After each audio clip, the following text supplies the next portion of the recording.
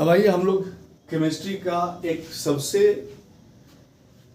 Universal term मोल के बारे में बात करते हैं कि मोल क्या है। बहुत कंफ्यूजिंग है, बहुतों को बहुत हार्ड लगता है। मोल का कॉन्सेप्ट हम लोग इसमें क्लियर करेंगे। मोल के बारे में जानने के पहले आप ये जान लीजिए कि हर एटम के अंदर में कुछ प्रॉपर्टीज होती है, एलिमेंट्री एंटिटीज होती है।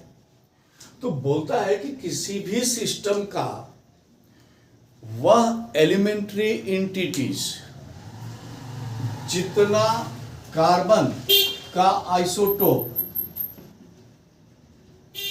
6C12 का 0.12 kg और 12 ग्राम रखता है।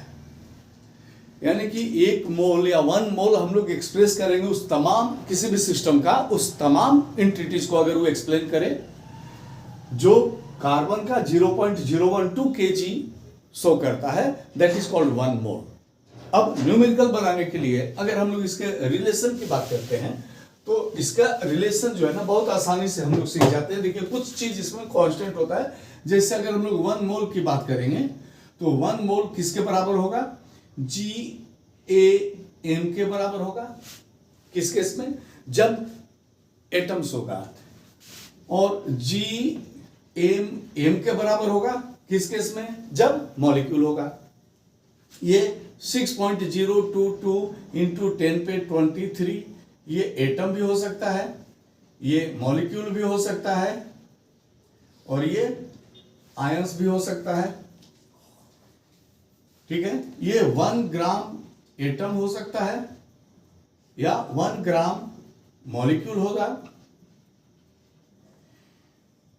इतने के बाद आ जाएगा, देखिए अगर एसटीपी पर है तो ये हो जाएगा 22.4 लीटर 8 एसटीपी पर अगर गैसेस है तो ये तमाम एक दूसरे के बराबर है। ये ऐसा एक रिलेशन है जो एक दूसरे के बराबर है और ये एक मोल के बराबर है ये सब। यानी कि एक मोल किसी भी चीज के ग्राम एटॉमिक मास के बराबर होगा या अगर मॉलिक्यूल्स है तो ग्राम मॉलिक्यूलर मास के बराबर होगा।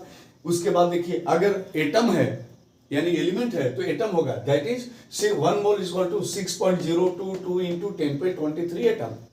अगर मॉलिक्यूल्स है, कंपाउंड है तो मॉलिक्यूल्स, और अगर इलेक्ट्रोलाइट है तो आयंस।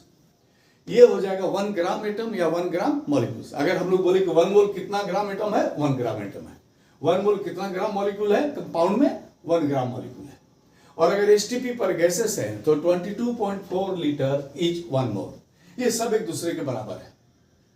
इसके अलावा भी कुछ चीज होता है जो मोल का न्यूमेरिकल बनाने में हम लोग सॉल्व करते हैं, उसको हम लोग अगले वीडियो में देखेंगे। Thank you.